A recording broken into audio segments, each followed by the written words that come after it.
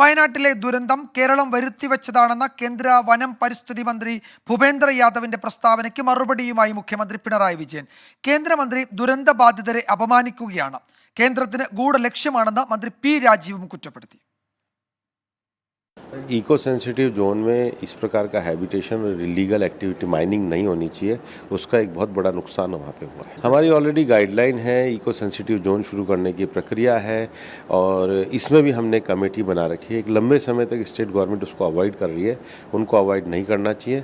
उनको संजय कुमार कमेटी के सामने जा करके फ्यूचर के में ऐसे इंसिडेंट ना हो, इसलिए इस क्षेत्र का फाइनलाइजेशन कराना चाहिए. വയനാട് ദുരന്തത്തിന് കാരണം അനധികൃത ഖനനവും മനുഷ്യവാസവുമാണെന്നായിരുന്നു കേന്ദ്രമന്ത്രി ഭൂപേന്ദ്ര യാദവിന്റെ ആരോപണം. ദുരന്തം നടന്ന സ്ഥലത്ത് അനധികൃത മനുഷ്യവാസം ഉണ്ടായിരുന്നുവെന്നും ഇതിന് അവസരമൊരുക്കിയത് പ്രാദേശിക രാഷ്ട്രീയക്കാരാണെന്നും കേന്ദ്രമന്ത്രിയുടെ ഒളിയമ്പ്. സംസ്ഥാനത്തെ പഴിചാരിയുള്ള കേന്ദ്രത്തിന്റെ പ്രതികരണത്തിന് മുഖ്യമന്ത്രി ശക്തമായ ഭാഷയിലാണ് മറുപടി പറഞ്ഞത്. മലയോര ജനതയെ അനധികൃത കുടിയേറ്റക്കാരായി ചിത്രീകരിക്കാനാണ് ശ്രമമെന്ന് മുഖ്യമന്ത്രി പിണറായി വിജയൻ. ഓല മടക്കി വെച്ച് കൂര കെട്ടിയ തോട്ടം തൊഴിലാളികൾ അനധികൃത കയ്യേറ്റക്കാരാണ് എന്നാണ് കേന്ദ്രമന്ത്രി പറഞ്ഞു വരുന്നത്. ഉരുൾപൊട്ടലിൻ്റെ ഉത്തരവാദിത്വം പാവപ്പെട്ട തൊഴിലാളികൾ ഉൾപ്പെടെ അവിടെ ജീവൻ നഷ്ടപ്പെട്ട ഹതഭാഗ്യരായ ആളുകളുടെ തലയിൽ ചാർത്തുകയാണ് ഇക്കൂട്ടർ ചെയ്യുന്നത്. അത് ശരിയല്ല.